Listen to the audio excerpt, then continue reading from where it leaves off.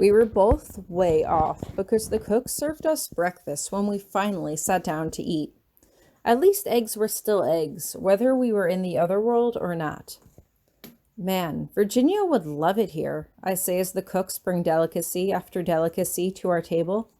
Although, then again, she might just eat everything they put in front of her until there's nothing left in the kitchens.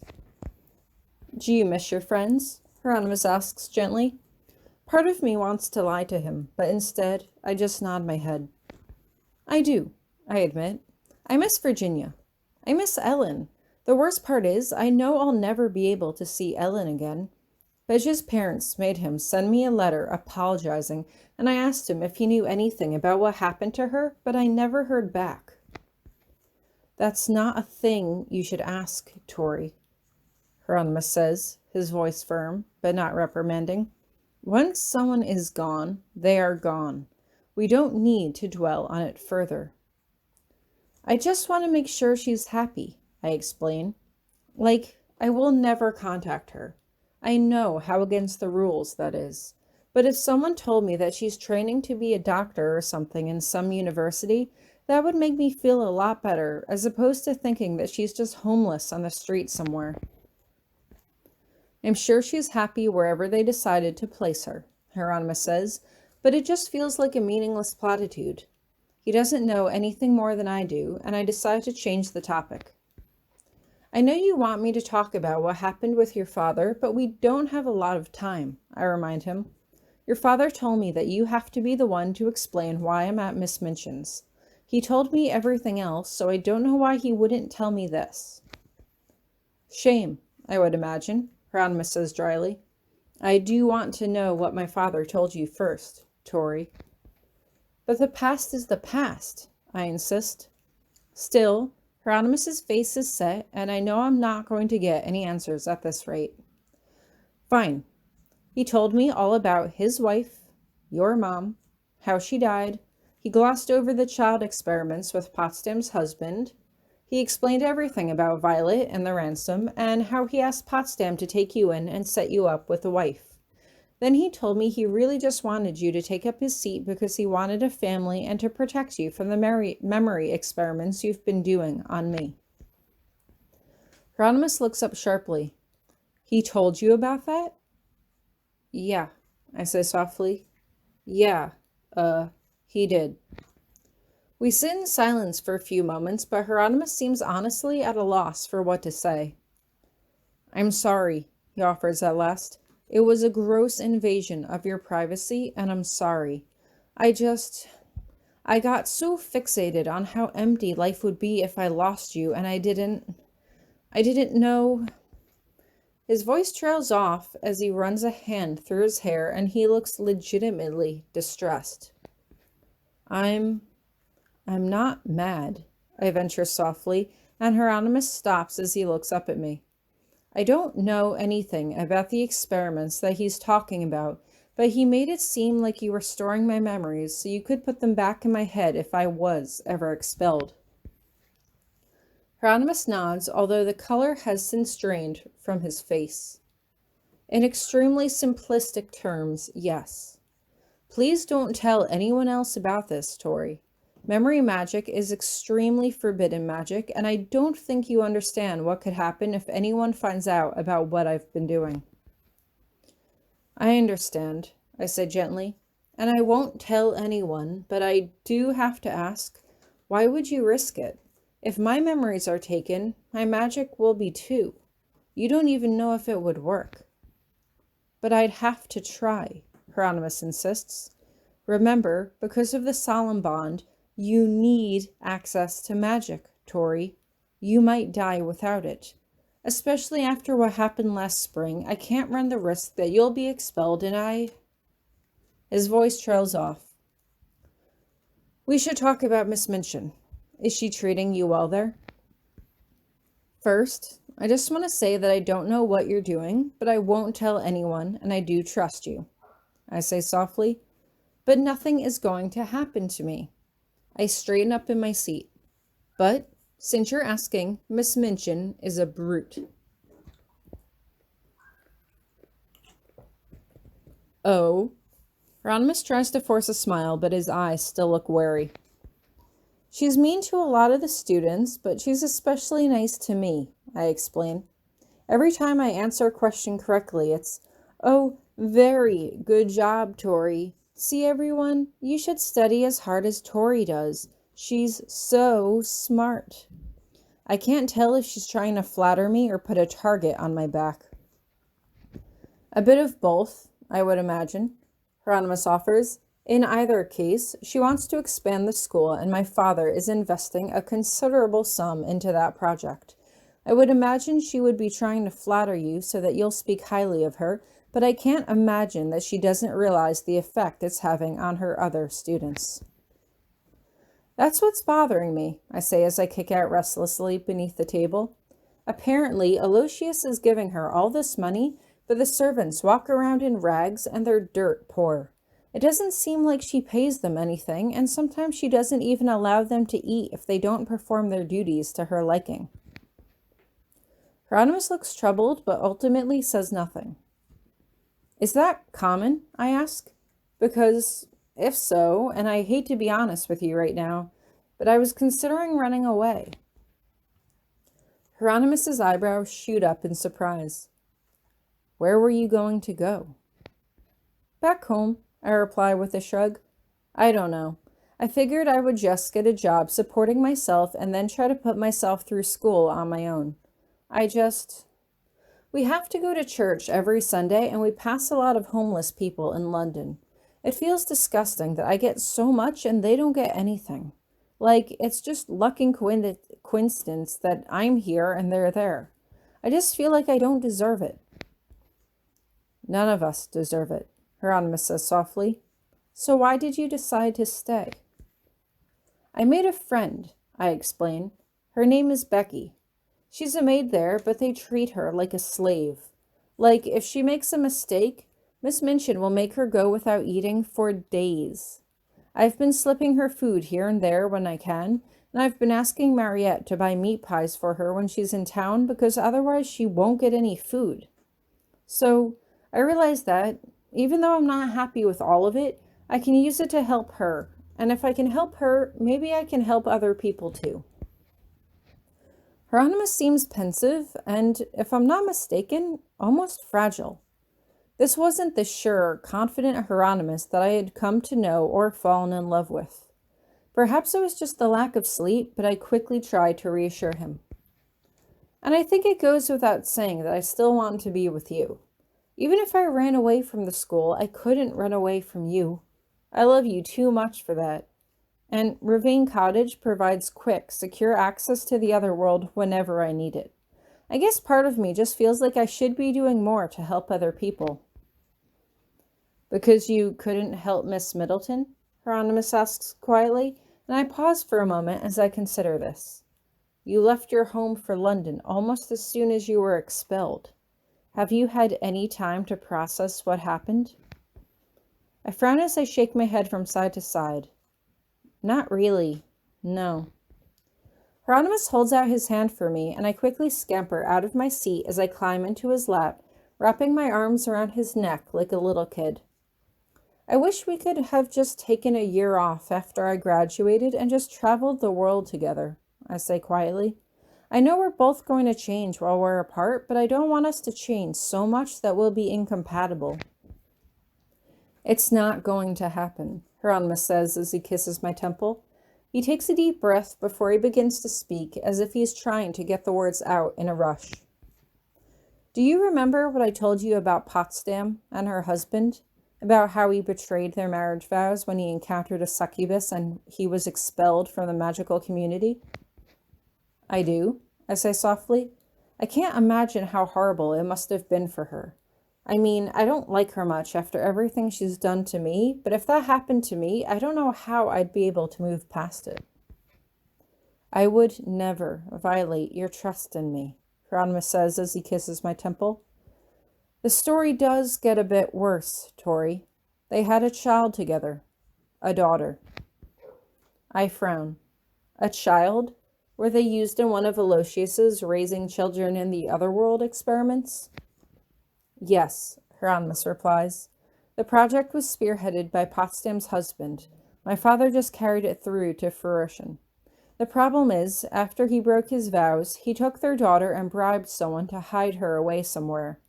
He tried to use her as a bargaining chip to preserve his magic, but rules are rules. He lost his magic and his memories, and no one ever discovered what happened to their daughter. That's so selfish, I say, almost unable to believe it. So do you have any idea where she might be now? Hieronymous just shakes his head. They believe that she was given to a foster family to raise as their own daughter. They've looked at several boarding schools so far, but they believe that it's possible she might be a student at Miss Minchin's. My eyes go wide as I scoot back off his lap to get a better look at him. So that's why Potsdam expelled me? So I could go undercover and search for her long-lost daughter? Hieronymous nods. So that's why Aloysius was angry with her. She basically ruined my education for her own personal needs. We've since spoken, he says quietly. She said that if you and Miss Middleton were resourceful enough to help Miss Ellis, you should be resourceful enough to help her here. I can't help but frown at him. But what if she's not there? How would I even know if she's there? How old was she? Does she even remember who her parents were? If she's not there, then you graduate as scheduled and be done with it, Hieronymous replies succinctly. She was only a small child at the time, so her appearance could have vastly changed from what it was when she was younger. You should know, more than anyone, how easy it is to change your appearance. I curl a strand of blue hair around my finger before I realize that he's talking about the cuts that Keo had given me. Those had taken the entire summer to heal, and there were still a few deeper cuts here and there that I still had to make sure I was concealing with blue magic. Oh, right. But there has to be something. The only thing I have to tell you is that apparently she has a few small discolored patches of skin on her stomach from a birthmark that she has had since she was a baby, he says. I pause and consider a young child being swept away from her home and left alone with strangers, never to see her parents ever again. Did she know what really happened? Or did she think that they had just abandoned her because she had done something wrong? Why are the men in magical families such dicks? I ask after a moment. The murders and the poisonings. I mean, I'm pretty sure that there are a lot of students who would say that you were a dick, but I could never imagine you hurting a child. Not ever. Not ever, Hieronymous repeats firmly as he looks back at me. Although this isn't a conversation we should have right now. Maybe over Thanksgiving, or later, but neither of us is ready to start a family right now. Agreed, I say as I kiss the tip of his nose. So what do you want me to do? Do you want me to actually investigate this to give me something to dwell on before I graduate? Or do you want me to just let this go and let Potsdam sort out her own mess? That is entirely up to you, Hieronymous tells me. If investigating this will keep you out of trouble, I support it. However, I find it extremely doubtful that she will be there. There are many boarding schools out there, if she's been sent to one at all. Yeah, I just shrug. At least it's something to keep my mind busy. The only thing I've done so far is learn how to dance and curtsy and how to improve the pronunciation of my French and make an arch nemesis. Hieronymous just shakes his head. Tori, I don't want to accuse you of inciting negative attention on yourself, but she's a spoiled brat, I counter. She looked down at me just for being American at first, but then she seemed to want to be my friend. Well, ally. She called me an ally. And then later on, after Miss Minchin kept praising me for every single thing, she got mad and now she won't talk to me anymore and makes snide comments when I pass her by. She's like a female version of Keo. That's alarming, Hieronymous says quietly, but I just shake my head. It's whatever, I say with another shrug. Although, speaking of, do you have any ideas on how I'd even get a glimpse at their stomach? I mean, it's not like the dorms where we change in front of each other.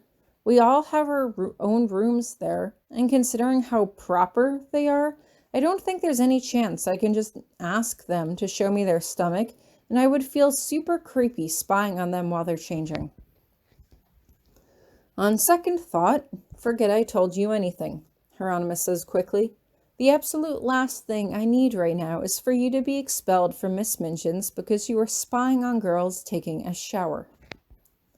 I shake my head. I'll talk to Virginia. If there's anyone who would know how to do this, it would be her. No, Tori, Hieronymous says firmly, so firmly that I almost fall off his lap. This is a private matter that stays within the noble families. You will not, under any circumstances, mention Potsdam's daughter to anyone. Am I understood? Yes, sir, I reply. I'll just ask her what's a good way to get a girl to show you her bare stomach. Virginia's answered tons of weird questions for me over the years without asking me to explain them, and this is no exception. I pause. Well, she asks me to explain it. I usually just stick my tongue out at her and insult her. Hieronymous frowns. You really miss her, don't you?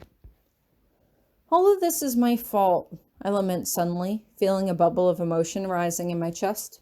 All of it. Things were fine until we went to the other world over Christmas break.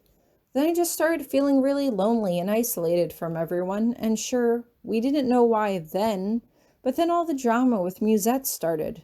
Virginia got really mad at Ellen for sneaking out at night and waking her up, and she didn't want any part of it, and I was worried about spending one-on-one time with Virginia because I didn't want Ellen to think I was spilling her secret about Musette. Hieronymous shakes his head. But weren't you all friends? Virginia's not a wild seed, I insist. She would have tattled on us for sure. I don't have a doubt about that. That's why Ellen was so cagey around Virginia, and why we all sort of went our separate ways after the whole thing with Musette went down. Virginia knew I was keeping a secret from her with Ellen, but she knew better than to ask, and I knew better than to say, and so we left it at that. And now I'm gone, and Ellen's gone, and she's all by herself, and I mean, we're friendly enough in our letters, but it's not the same. I never got a chance to explain anything to her, about Ellen, about Musette, about me and my weird otherworld thing, anything. I'm sure you will see her eventually, Hieronymous says patiently. After all, once you all graduate, you will be free to go where you wish. Virginia's going to become a soccer player, I tell him. She's going to travel the world and play sports and eat lots and lots of food. That's what she wants to do. Hieronymous rolls his eyes playfully. From Miss Danson, I would expect nothing less. I pause for a moment, considering. Do they have magical sports leagues, or do magical people compete in the regular ones? That depends what you mean, Hieronymous replies simply. To my knowledge, the regular sports leagues, as you say, are comprised almost, if not entirely, of magical individuals. My jaw drops. Do they use magic? Or is that not allowed? Or is that part of the competition? Hieronymous sighs as if he's suddenly bored of our whole conversation. I don't know, Tori. You know I am useless when it comes to any physical activity whatsoever. So you're saying you're useless at every physical activity? I ask, grinding my hips against his as I kiss the soft bit of stubble just above his jaw. There's nothing you're good at? There might be one thing, he replies as he kisses me back gently, bumping his nose with mine. As long as I'm making you happy, Tori, that's all that matters to me. I can't help but lean over to his ear as I drop my voice to a whisper. That's what makes it so good. I can hear Hieronymus' soft groan as one of his hands fists in the back of my hair. You know me. You've studied me. You know just how to kiss me, just how to touch me to make me. He runs a single finger up my neck to my chin, flicking it upwards. I immediately curl my head back in response, my eyelids fluttering shut as I emit a soft moan. Thank you for proving my point. I'm going to do more than that, he says as he presses his lips over mine, and I wrap my arms around his neck as he teleports us back to the bedroom. How much time do we have left? I ask breathlessly. He grunts in response. Not long enough.